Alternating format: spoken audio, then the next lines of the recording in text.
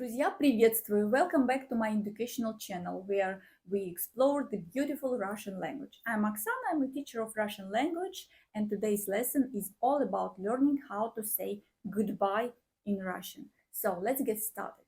The most common and formal way to say goodbye in Russian is до свидания. It literally translates to until the meeting. До свидания. The свидание is suitable for any situation, whether you're saying goodbye to your friends, colleagues, or acquaintances. It's a polite and respectful way. Another popular way to say goodbye in Russian is Paka. This is the more casual and informal expression. Paka is widely used among friends and people you have a close relationship with. It's like saying bye or see you later in English.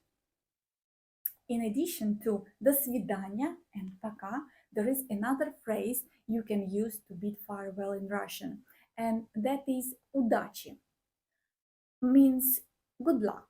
Udachi is a friendly and warm way to wish someone luck before parting ways.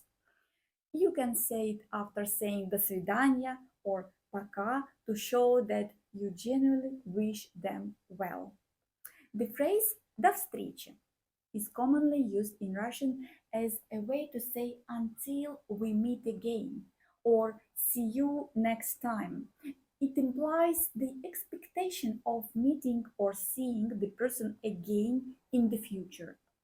До скорого is a friendly and optimistic farewell phrase in Russian, indicating the expectation of a soon to come meeting.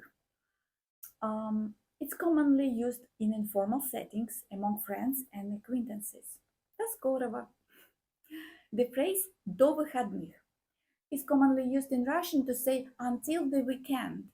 So it's used to bid farewell and express the anticipation of meeting again on the upcoming weekend. Увидимся. Увидимся. It's a phrase in Russian conveying the expectation or intention of meeting again in the future. It's commonly used in informal and formal settings, indicating a positive and hopeful farewell. Saying goodbye is not just about words we use, but also about cultural context. In Russian culture, it's commonly to exchange multiple farewells, even if you're ready to leave. It's considered polite to say до свидания or пока and then continue the conversation a little longer before actually leaving. This cultural practice reflects the importance of human connections and the value of taking time to say proper goodbyes. Remember, we have до свидания for formal situations, пока for informal settings, and удачи to wish someone luck.